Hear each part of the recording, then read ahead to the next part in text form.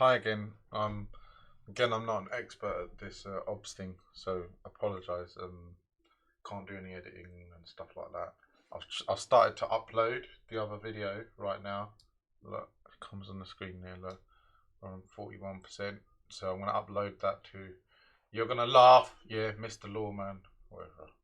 Yeah, ha ha ha. Okay, so let's do this next bit. Okay, so you've got that first bit in your head psychologically. You can put a ring fence around that concept of freedom of contract, and there's like two or three criticisms with analysis, right? Now what they do in the chapter is they systematically go through section by section, yeah, and then sometimes when they feel like it, they analyze it against the freedom of contract. So here they are. Look, implied terms are default terms. The distinction, sorry, freedom of contract and Consumer Rights Act.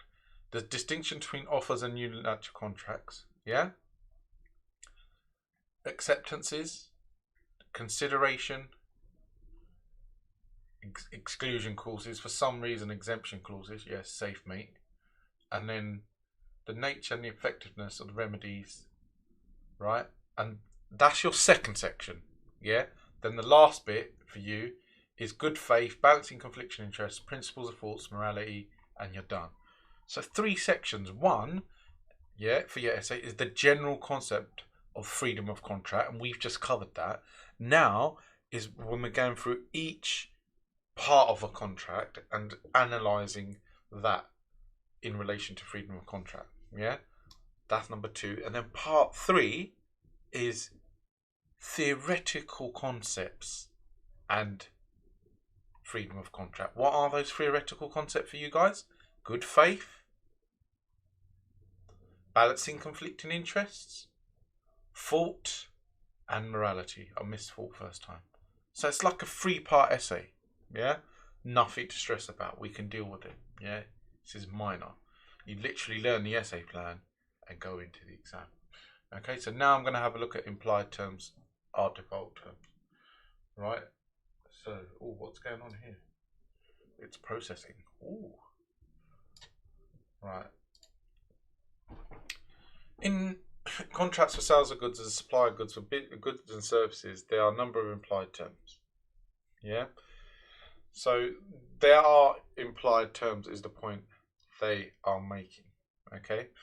So they use this case here, and that's just saying, look, here's an implied term. Okay.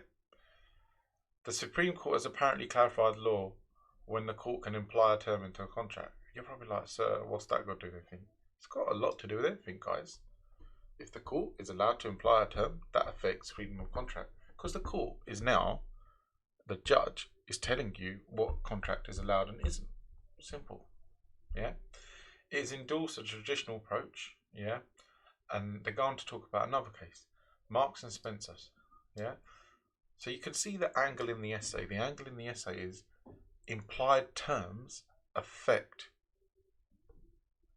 freedom of contract because they're almost put there. They do affect the freedom of contract because you can't take them out because they're implied. The court considered the Privy Council decision, Attorney General of Belize and Belize Telecom, which had generally been accepted in the model case implication of terms. Okay, Hoffman suggested that here it comes. Process of implying terms, that is so drunk.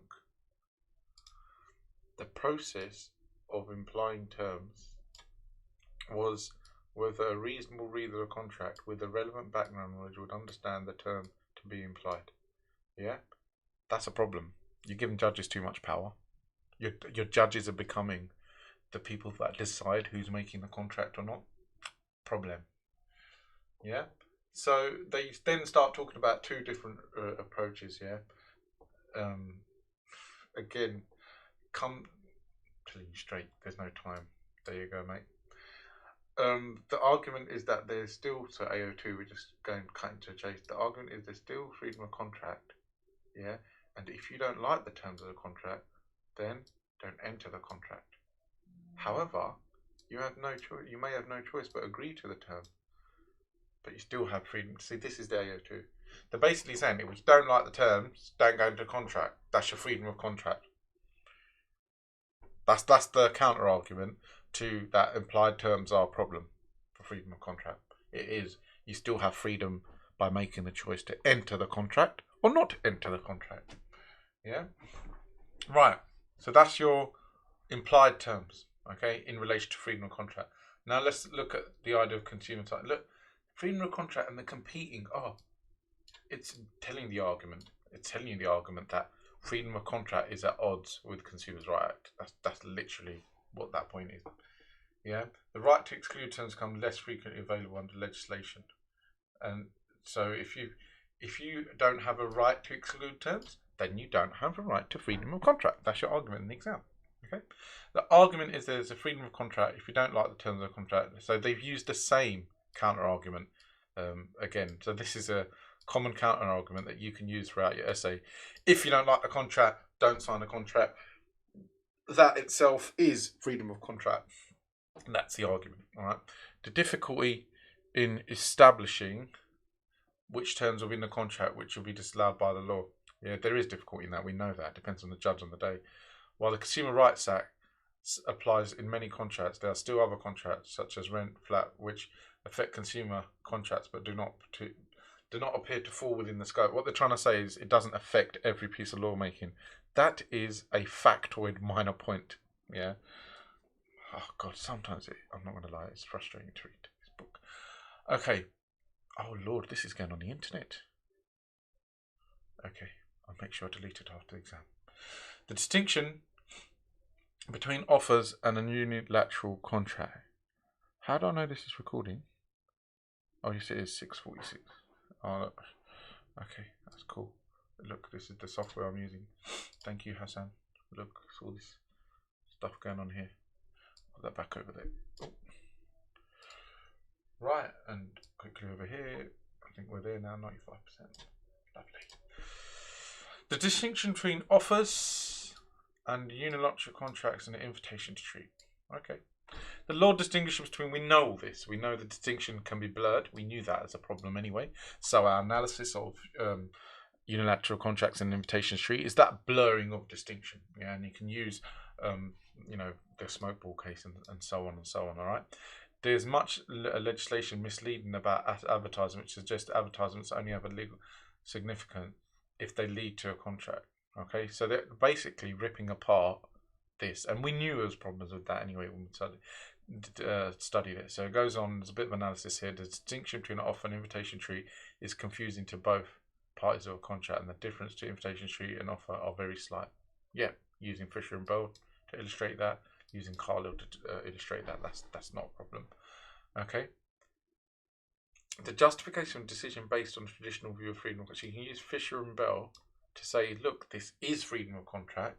There is a freedom of contract approach when it comes to unilateral contracts and invitation treats. If the shop window was to display an offer, this would remove the owner's right to decide whether a contract was with that particular customer or not.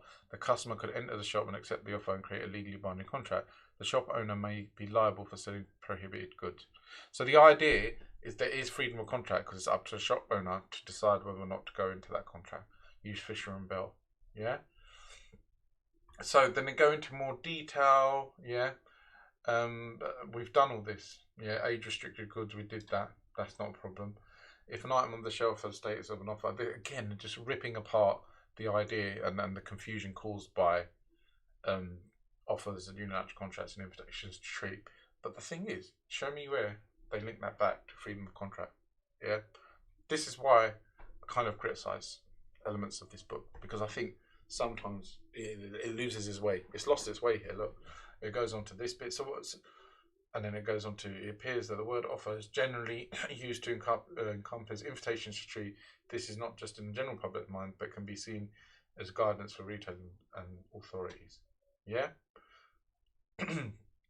For your exam, just know there are problems with the unilateral contract and know Fisher and Bell and how that supported the idea of freedom of contract.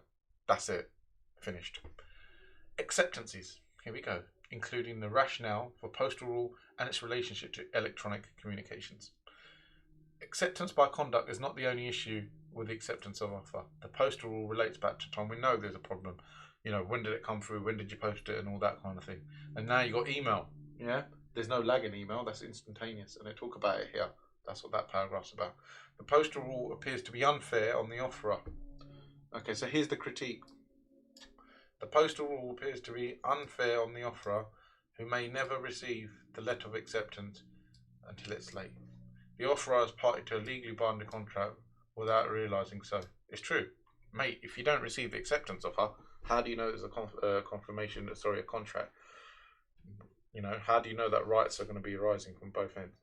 The offerer may have contracted with another party in the meantime, so the courts make a decision that is only satisfactory to one of the offerees. You can twist that round to saying that's against balancing conflicting interests, you know.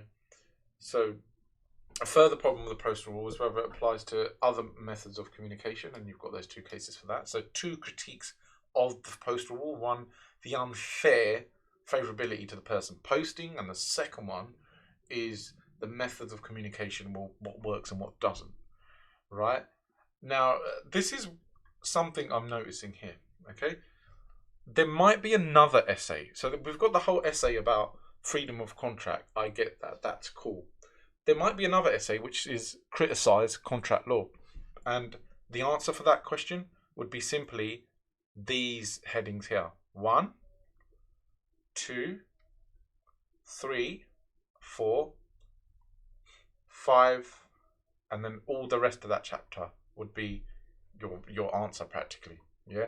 What you would take out if it said criticise the contract law, you would actually have a smaller paragraph on freedom of contract, and you'd focus more on the critique of the individual sections. So the two possible essays, to make this clear, number 1 is the freedom of contract essay, which I gave you the three-part structure for.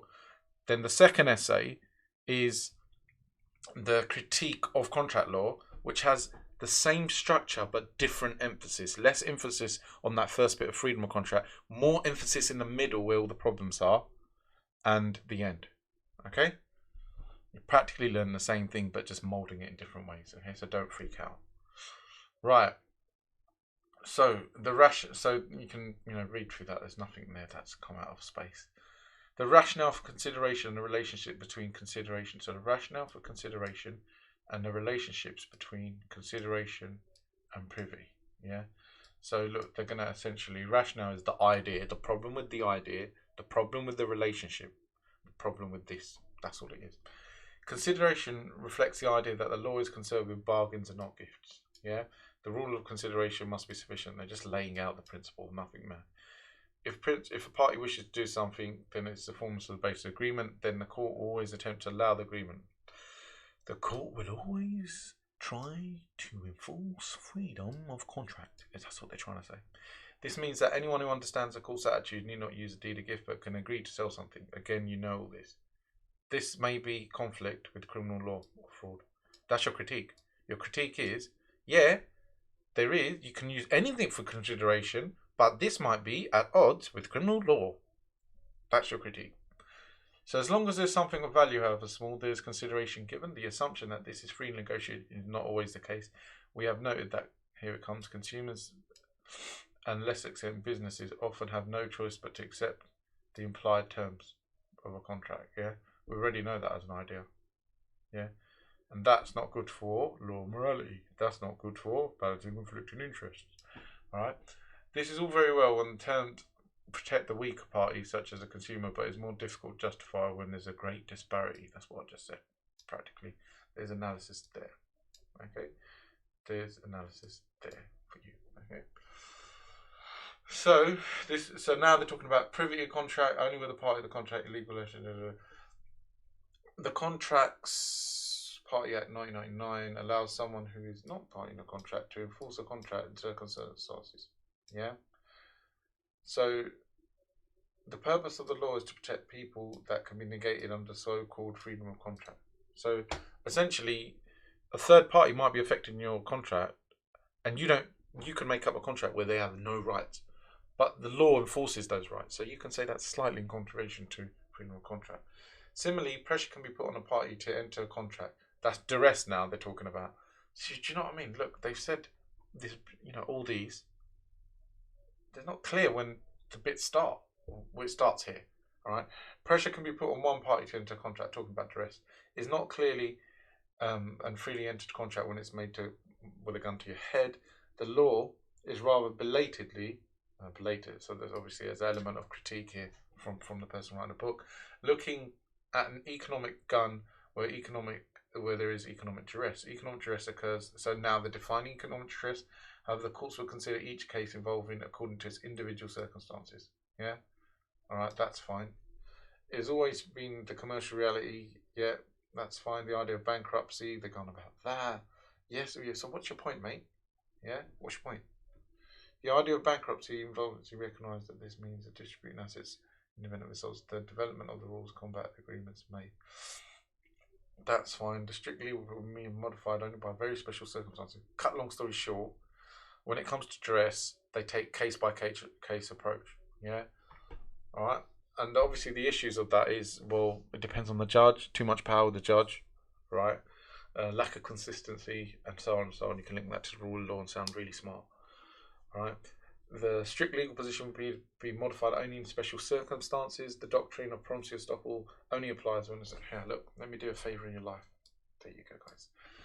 Okay. The nature and the effectiveness of exemption. Flipping just say exclusion. I mean, it's just right here, right? So now we're moving on to another section. Yeah, another bit of critique. So far, we've got quite a few bits, haven't we? Implied terms. Yeah, we've got freedom of contract and consumer rights act. Got unilateral contracts, offer and acceptance, right? And we've got consideration, and now we're looking at the nature and the effectiveness. This is going to be the end of this video because it's the second bit of the essay, right? Second bit of both essays, depends on the levels of emphasis that you use. Exclusion clauses are in turn, so they define it first. Freedom of contract is often, oh look, yeah, we'll take that. We'll take that for essay. Freedom of contract is often reflected during negotiations when one party is in a much stronger position than the other. Yeah. Yeah, it's true. When one party is in a lot stronger position than the other, you can still negotiate with each other. Yeah, and that is freedom of contract. Brilliant. Right, moving on. You know what? I'm so tired that I was actually just about to go here. Right. For example, an individual or even a business, you have a little opportunity to negotiate terms. They're just telling you about different strength parties there. We can go past that. However, the idea of incorporation of terms in a contract can be helpful for those suffering exclusion clauses. Yeah. Similarly, modern commercial cases seem to reduce the role of the contra preferred rule. Yeah. So, essentially, what they are saying is that you can negotiate contract how you want, but there are protections. There are bailout clauses. Yeah. And these are essentially exclusion clauses. Yeah. The problem is exclusion clauses can screw over weaker people, and the way the weaker people are protected is Consumer Rights Act 2015. Yeah. And it's there, right there. It's actually quite a simple point. Yeah. The idea is you have freedom of contract. In that freedom of contract, you can have crazy exclusion clauses. Yeah. And what protects you from those crazy exclusion clauses? Consumer Rights Act. It's like a toing and froing, bit of a tennis match going on there. Right, guys, I need you to have a look at this piece of Latin here. Okay. All right, I would look at it. Should I just do it now? Oh yeah, you can do it now. 1 second. You can do it now. All right. Don't stress about revision, guys. It's all going to be fine. Just learn your essay plans. Right, so it says here, interpretation of an ambiguous contract. Basically, confusing contracts. That's what it means. Yeah. So how confusing contracts dealt with? Look at commercial reality. That's it. Finished. Right. Commercial reality, what do I mean by that? Look at the business, how those businesses run and how those contracts are done. Remember, I love using the builder example. Yeah. You pay a third up front, you pay a third in the middle, third at the end. That's the way building contracts work. So the court will take that into account when they look at a building contract. Right. So it talks about problems with exclusion clauses. Yeah. And then it talks about bargaining position. Yeah. And it says here, most people agree to terms without reading them. The contacts of terms excluding liability. Suppose there are two possible meanings of the term. Okay. So what they're trying to show is they're criticising these cases here. Yeah, Curtis, Lestrange, and they're saying that there are bad exclusion clauses in there which the courts have protected. It's just the same flipping argument. And it's saying in these cases, Lestrange and Curtis, not even the Consumer Rights Act helped them. That's the point they're trying to make. All right, that's straightforward. With respect to the law consideration, the rights of third parties, then it goes on and it talks about essentially it doesn't give effect to the arrangement made by family. Social arrangements sometimes are not enforced. Okay, so the critique is, the overall argument is very simple, guys. Nothing straightforward in contract law. And I've always said this from day one. When you said, sir, what is this? Is this the right answer? I'd say it's the right answer if, but, and that's contract law for you. That can, if you're knowledgeable, which all of you are, that's going to work in your favour. Because when you write this type of essay, you won't be linear. You'll be like, oh, it could be this, or it could be that, or, you know, if you take this approach, it's this. If you take that approach, it's that. So the last thing in the middle section, where they've looked at each bit of contract and critiqued it, is remedies. Okay, remedies in the contract. So they do the definition, all right, and they go on to say remedies under the consumer rights can be seen as improvement. Their critique and analysis of remedies is that they have been upgraded through the Consumer Rights Act. That's it. And they go through very basically saying, you know, they should be sensible and they should reflect good business practice. Okay, nice and easy. Talks about fairness test as well. So the central bit recap of the essay is when you go section by section through contract law, yeah, through formation. So here's the first bit, then there's that, and that. You just literally write in the exam, write the definition of that thing, then cuss it, do the AO2. So if you're doing a mind map now, it should just be for the second bit, those subtitles that are in the book, the definitions, then the critique. That's it. Finished. Done. Right, I'm going to stop this video. This is 22 minutes. Oh my lord. Good luck. Good luck. How to stop.